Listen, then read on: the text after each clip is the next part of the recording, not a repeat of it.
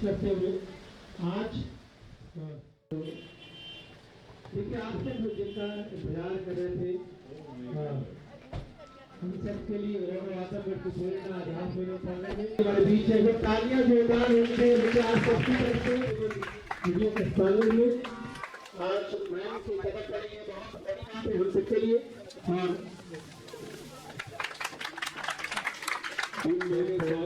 माला पहना कर उनका स्वागत करें आज के इस कार्यक्रम में।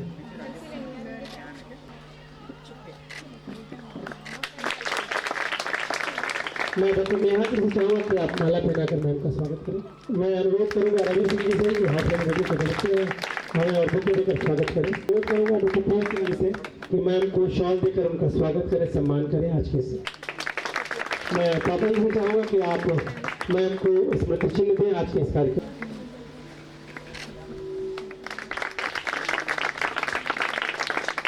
हमारे बीच में चीज का फर्क होता है वो है ब्रेन का। ब्रेन जो है वो हमेशा चलता रहता है, हमेशा ही चलता रहता है, कभी नहीं रुकता है।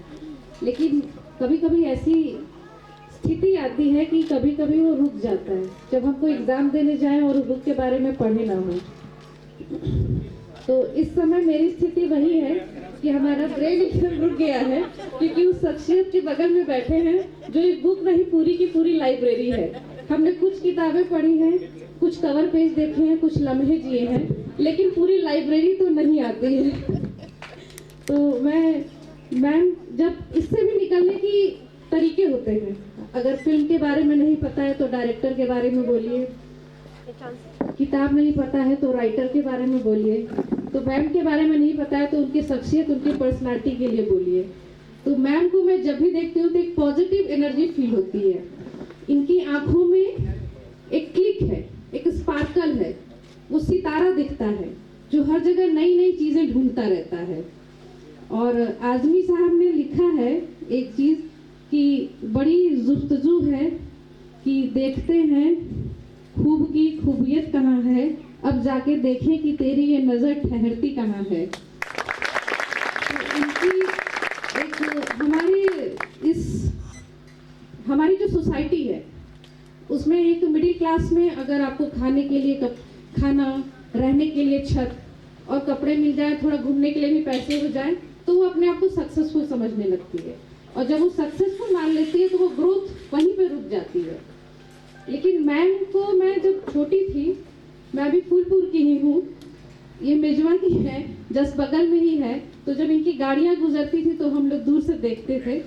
तो इनके में ये खासियत है कि सक्सेसफुल होने के बाद पिताजी का नाम था, सब कुछ था, लेकिन फिर भी ये बहुत चीज़ों के लिए आगे बढ़ती गई।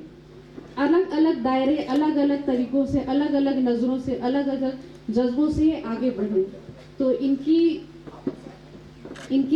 खासियत में जितना कहा जाए मेरे अल्फाज कम। बिल्कुल बाल बची थी और सर पे चोट लगी थी, एक्सीडेंट हुआ था बेसिकली।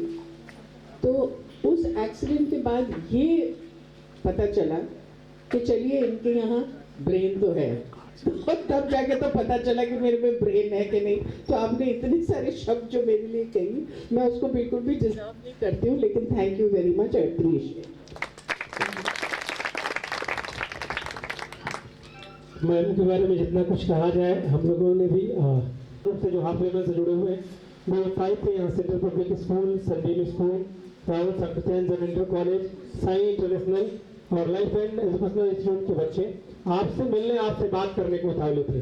तो मैं अब इस बीच में कोई बाधा नहीं बनूंगा, मैं सीधे हाफ लेवल रेडियो के तरफ से मैं आदिल भाई को सीधे मंच और माइक दे रहा हूँ कि आप जुड़े। जीडी ग्लोबल स्कूल के बच्चे भी यहाँ पे हैं, तो मैं चाहूँगा आदिल भाई सीधे आप मैं वही कहते हैं कि बच्चे जो होते हैं वो कल होते हैं, और यहाँ मैम कल, आज और कल तीनों हैं वो, क्योंकि कल भी ये थी, आज भी है और कल भी जरूर रहेंगी। और उन्होंने बचपन से लिखा है, और जहाँ तक जैसे ये आई तो मैंने वही सॉन्ग मेरे गुनगुनाया कि दिन महीने साल गुजरते जाएंगे, क्योंकि अगर हमारे इमेजिनेशन में कुछ है तो वही गाना जो रहता है पहले, सबसे पहले आपके गानों में आता है, जो अवतार फिल्म का था। बहुत ही डिसेंट फिल्म और बहुत अच्छा मैसेज था उसमें। और मैम की खासियत यही है कि कमर्शियल मूवी को ना करते हुए भी उन्होंने इतने खूबसूरत सोसाइटी को मैसेज दिए हैं और इतने सारे मैसेजेस कि अगर वो उस बात को हम कर ले तो आज एक बहुत खूबसूरत हिंदुस्तान आज भी बनेगा, कल भी रहेगा। और उसके लिए बहुत बहुत शुक्रिया आपका इन सारी फिल्मों को चूज करने का, क्योंकि अक्सर इंसान क्या होता है ग्लैमर में चला जाता है, लेकिन मैम ने पहले ही जो नेशनल फिल्म अवार्ड मिला अंकुर फिल्म से, उन्होंने ऐसे फिल्म से किया जो पैरेलल फिल्म है, यानी कि उस दौरान में 70s रही थी जो कमर्शियली ना होके ऐसी थी जो सोसाइटी को डायरेक्ट कनेक्ट करती थी। वैसे अक्सर कहा जाता है कि साहित्य समाज का दर्पण होता है, फिल्में भी उसी का एक पार्ट है, लेकिन इन्होंने वो फिल्में चुनी है जो डायरेक्ट मतलब ऐसे ऐसे उनको मतलब रोल मिले हैं, ऐसे लगती नहीं कि वही शबाना आजमी उसमें है, वही शबाना आजमी दूसरी फिल्म में है। तो ऐसे उन्होंने एक चैलेंज ही था मैम आपके लिए वो, और कितने अच्छे से ये कितना बड़ा बदलाव आया है हमारे समाज में, क्योंकि ये तो माना जाता था कि लड़की को पढ़ाने की तो कोई खास ज़रूरत नहीं है, क्योंकि लड़की तो पराया धन है, उसकी शादी होगी वो अपने घर चली जाएगी और फिर अपने बच्चे पालेगी। तो अब इतना तो बदलाव आया है हमारे समाज में कि हम देख रहे हैं कि हर माँ बाप ये चाहते हैं कि लड़की की भी उतनी ही तालीम हो जितनी कि लड़के की हो। तो जब आप लोग एक चीज़ को बिल्कुल टेकन फॉर ग्रांटेड लेते हैं कि हाँ देखिए हमको स्कूल जाना ये हमारा अधिकार है, तो आपको उन लोगों को याद करना चाहिए, उन महिलाओं को याद करना चाहिए जो आपसे पहले जिन्होंने इतना संघर्ष किया है, जिसकी वजह से वो रास्ता बनाते रहे और आज या आप इस रास्ते पर जा रहे हैं। तो जब आप इस रास्ते पर चल रहे हैं तो ज़रूरी ये है कि आप जो लोग आपसे पहले थे उनको याद करते हुए ये बात का भी ध्यान रखें कि अब जब आप चले तो ऐसा रास्ता बनाते हुए चलें कि आपके बाद जो लड़कियां आए वो आपको याद करें और आपको ये बताएं कि देखो ये हमारे से पहले चढ़े थे, इन्होंने संघर्ष करे थे और इसलिए हम में ताकत आई है। तो ये आज के माहौल में ये ज़रूर माना जाता है कि लड़की और लड़का बराबर हैं, और अगर किसी चीज़ की कमी है तो वो है मौका।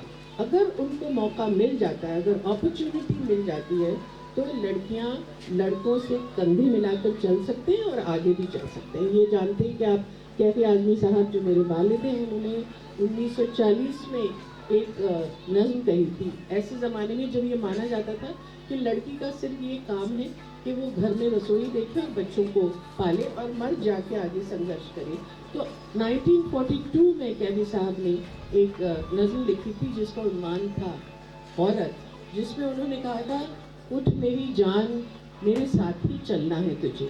एक ऐसे मौके पर जब औरत मर्द के साथ में जाती है, उसमें से एक बंद शायद थोड़ा सा मुश्किल हो लेकिन मैं आपको ज़रूर सुनाऊंगी कि कद्र अब तक तेरी तारीख में जानी ही नहीं। अभी तक जो है हिस्ट्री ने आपकी जो ताकत है उस ताकत को पहचानी ही नहीं। तुझ में शोले भी हैं बस अश्किशानी ही नहीं। तेरे अंदर एक आग है, तेरे अंदर एक शोला है, सिर्फ आंसू नहीं है। तू हकीकत भी है, दिलचस्प कहानी ही नहीं।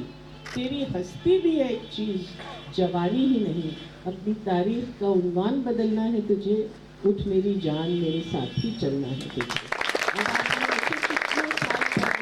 उन्होंने ये कहा था, और इसलिए हम जब तालीम देते हैं, हम जब एजुकेशन लेते हैं, तो एजुकेशन सिर्फ और सिर्फ मार्क्स पास करके आपको डिग्री मिल जाए ये नहीं होता।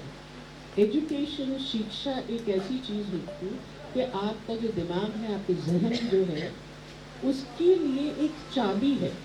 वो चाबी आपके हाथ में, शिक्षा एक चाबी है जिसके ज़रिए आप अपने जहन के ताले खोल सकते हैं, जिससे आप अपनी शक्ति को पहचान सकते हैं, जिससे आप ये समझ सकते हैं कि आपका बराबर का अधिकार है इस दुनिया में, इस समाज में।